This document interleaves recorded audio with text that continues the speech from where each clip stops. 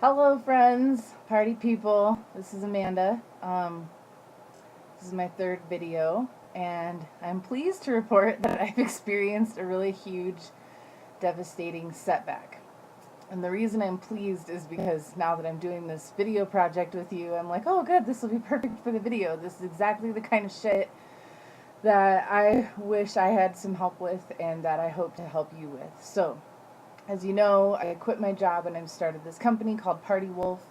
Um, and one of the things that I do with this business is I'm looking to create big fabric art installations. So, like entryways with banners and flags and garlands and fun shit like that. So, I kind of pulled my first customer out of my ass, which was awesome.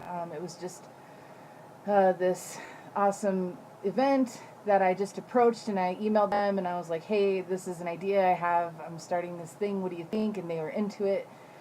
And they hired me, and I did this thing, and I worked really hard on it, and I went out of my own pocket for it. They did pay me some money, but I went through that really quickly on supplies.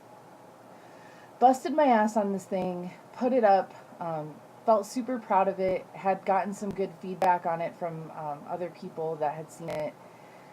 And then I never heard from the woman who I was working with who hired me. And I emailed her because we had potentially talked about her paying me a little bit more after it was done, if the budget allowed and if she liked it. And I was also curious if she wanted to hire me for another event that's coming up in a couple months. And she basically sent me this long email about how she hated it.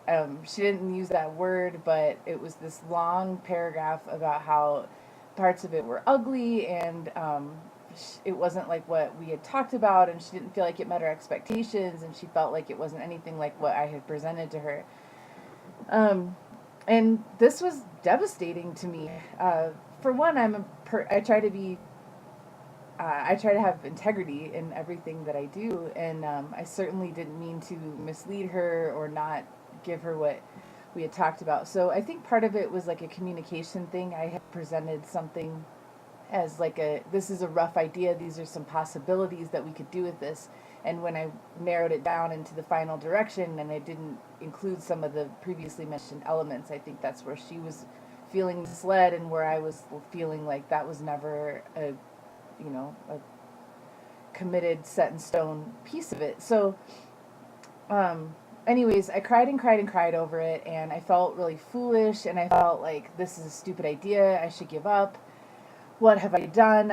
I uprooted and changed my whole life around to pursue this thing that nobody's gonna like, and I suck at it, and I let this person down, and I feel like a piece of shit, basically. And so, what I did was I reached out to two people in my life who I love and who give me really good support. So there's my boyfriend who loves me no matter what and encourages me no matter what, which I'm really lucky to be with him. And then there's my awesome brother who is in an incredible band called Christopher Gold and the New Old Things, I think is the iteration now. Anyways, he gets it, and so I asked him, like, have you ever been rejected as an artist? Like, what the fuck? This sucks. I hate how this feels. And um, he talked me through it, and he's like, this is part of it. No matter how good you get, no matter how awesome you are, there's just going to be people who don't get it or who don't like it or who don't appreciate what you're doing. And that sort of helped ground me a little bit. Like, it's not like I just took this person's money and fucked off and then threw something up at the last minute. I knew that I did have integrity in this project, and I worked really hard. Um, and so the other thing that helped me through, like from the readings that I've been doing as I study different life coaches and teachers and guides and stuff, is I knew by now to ask myself, what can I learn from this? How can I grow from this? And try not to take it personally and not as like a big fuck you, like you shouldn't be doing this thing, you shouldn't have this dream. It's more of like, good, this was my first project and there were some things that did not work for this person. How can I do this better? And so I haven't responded to her email yet, but I am going to, and I'm going to thank her for her feedback, and I'm going to apologize that, I wasn't able to deliver the thing up to her expectations, and just kind of talk about what I learned from the process, and hopefully we can work together in the future or whatever. But um, Yeah, and then the other thing was to remember some good about it too. Like the people that I did show thought it was awesome. And when I was taking it down, actually, a guy asked me, he's like, "Oh, did you do this? My girlfriend was taking pictures of it. She loved it." So what helped me eventually to remember was this was ultimately the opinion of one person. And yeah, she gave me money to do this thing, and she was the one that I really would have liked to have impressed with this, because it could have led to more work, and she paid me and I wanted her to be happy with the work that she got from me. And she was my first customer, so that felt really yucky, that I didn't really count it as a success. But it occurred to me that it wasn't really a failure too. I guess it would be a failure if I quit over this. If I decided not to ever do it again, it would be a failure if I decided to get bitchy with her and like complain or retort in this kind of negative way. There's a lot of ways that I could turn it into a failure, but it's not in and of itself just because this one person didn't care for it. And also, the thing that really helped me and has helped me is to look up the people that are huge successes now that faced giant failure. And what I'm learning is that's kind of everyone. And I remember when I was getting started on this, and when I started to get really into the idea of success and going for your dreams and all this kind of stuff and perseverance and all this, um, I noticed the pattern of how everybody worth a shit today was told no at the beginning, or was told to quit at the beginning, or was fired, or was booed off stage. Prince.